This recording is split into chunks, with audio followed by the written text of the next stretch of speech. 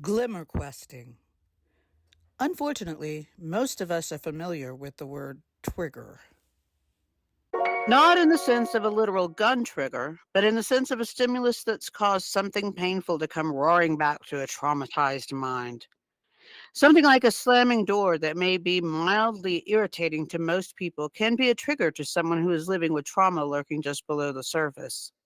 And that makes living a peaceful, happy life tricky.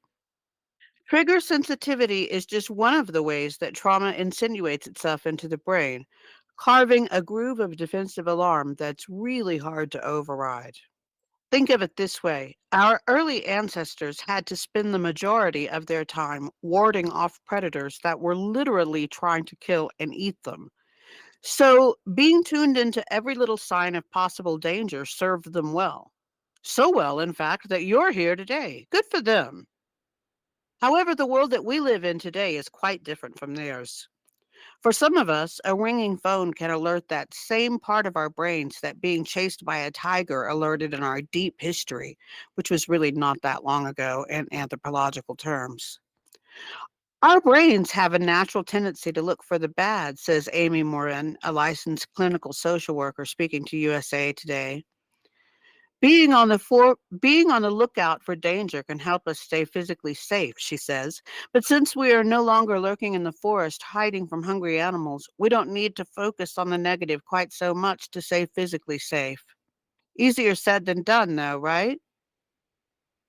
What's a modern cave person to do? Much has been written by people who are much more knowledgeable than I am about how the brain that kept our ancestors alive is sometimes a hindrance to surviving today. And I've written about how our egos can act like untrained guard dogs in an effort to keep us safe, and about how our sympathetic nervous systems can become locked in a fight or flight backward breathing loop that will keep us in a state of constant anxiety. Call them tricks or hacks or whatever you like. These little bits of knowledge that I found along my healing path have been vital for me in understanding how my own brain works and how to work with that sweet old gray matter rather than against it. Look for the glimmers. I recently discovered the work of Deb Dana, a licensed clinical social worker who specializes in complex trauma.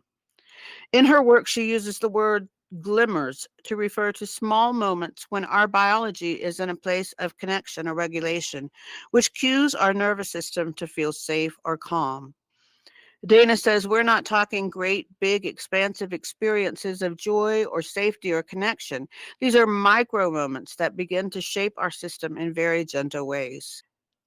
This was a revolutionary idea for me. I'm all for neurosculpting or brain training or anything that will help people live happier, more grounded, and peaceful lives in which they're not haunted by trauma. And this glimmer idea spoke to me loudly in a voice that sounded like home. What's a glimmer?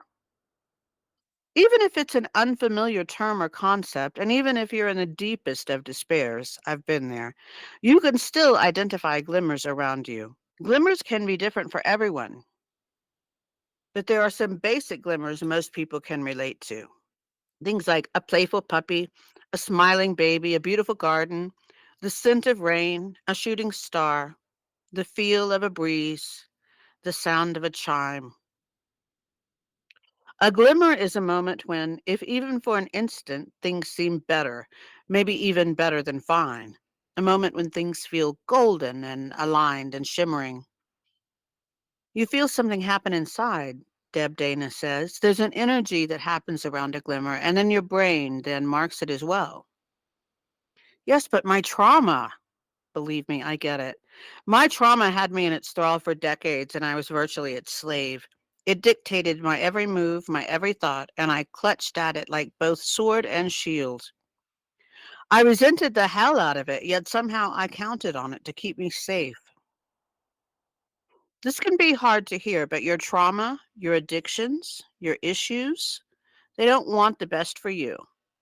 They work to inflame your ego, lying to you and telling you that they'll keep you safe and that they'll keep pain at bay, but they won't. They'll keep you dependent and isolated from your true self and from people who truly want the best for you. What will keep you safe is self awareness and compassion and boundaries. Things that don't look that fun and sexy from the outside, but are really the truest, best work we can do for ourselves in the world. So, regarding those liars that are your traumas, it's okay to let go of them. Learn from them, yes. Don't squash them, but deal with them, then let go of them. It's your birthright to feel good things and to be happy, more than positive thinking. Positive thinking is good. I'm not knocking it. But when you're in a dark, trauma ridden mindset, hearing just think positive can feel like a slug in the gut. It's like having someone walk into a filthy bathroom with a disgusting, overpowering stench only to say, just spray a little air freshener. Can they not see the reality of the situation? The bathroom is wrecked. Yes, the situation may be dire. That means you have to work to figure out a way to change it. Think of glimmers as one tool among many that you can use to rewire your brain. Sort of like using a toy to distract a puppy who's chewing a shoe. You remove the shoe from her mouth and give her a proper toy to reorient her toward positive action. You don't just throw the toy at her and expect her to learn. Get your glimmer on. In case you're not sold, looking for and noticing glimmers around you can improve your life. So make each day a glimmer quest. Think of it as part of a daily gratitude routine that will enhance your life and rewire your brain.